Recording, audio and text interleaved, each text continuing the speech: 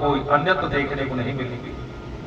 नाभाग जी किसी काम से बाहर थे, उनके आने से पहले इनके भाइयों ने पूरी संपत्ति का बंटवारा कर लिया था। तो जब आए थे इनके भाइयों ने कहा कि हमने संपत्ति बांट ली है। क्या किया? संपत्ति बांट ली।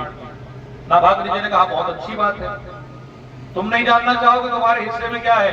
नाभाग जी ने कहा आप तो बड़े भाई हो, गलत थोड़ी सोचोगे, जो सोचा होगा अच्छा होगा। तो बोले हाँ, फिर भी तुमको बता देते हैं। बोले क्या? सारी संपत्ति हम तीनों भाइयों ने बांट ली है, पिताजी तुम्हारे हिस्से में आए है ना। एक मुनव्वर राणा नाम का शायर हुआ, हालांकि मुझे उसका नेचर पसंद नहीं है, पहले ही बता दो, स्पष्ट बोलने की मेरी आदत है। वो आदमी मुझे पसंद नहीं, लेकिन उसका एक शेर, उसकी एक कविता बड़ी अच्छी लगती है मुझे, है ना। कभी कभी गलत आदमी भी सही बात बोल जाता है, कभी कभी सही आदमी भी गलत बात बोल जाता है।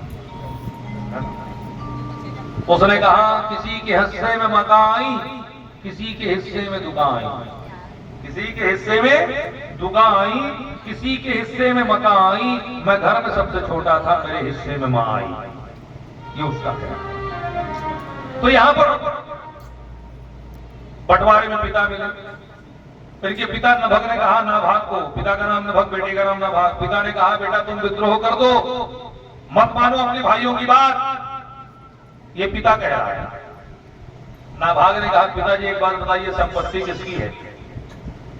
आपकी थी ना, आपके सामने बटी ना। जब आपने मेरे बारे में नहीं कहा तो मैं क्यों कहूं? ये किसने कहा? नाभाग।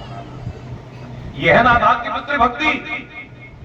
भाई विरोध किसको करना था? एक बात बताओ, घर में 4 बच्चों का बंटवारा हो, भाइयों का बंटवारा हो, तो वहां पर बोलने का अधिकार भाइयों का है कि माता पिता का है? आपसी अंडरस्टैंडिंग में भाई का